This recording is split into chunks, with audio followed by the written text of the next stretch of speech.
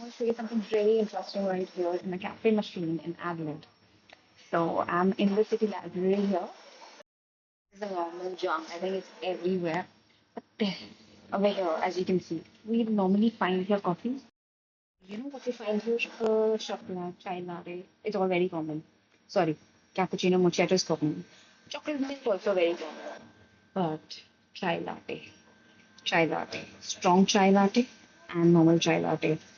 Can you believe it? With $3.2. This is amazing. I mean, and it tastes so good. So I'm gonna take the strong chai latte, and it's called Monjova Cafe. Please check this out. Monjova Cafe. Hello, Len. I'll let you know how the taste is.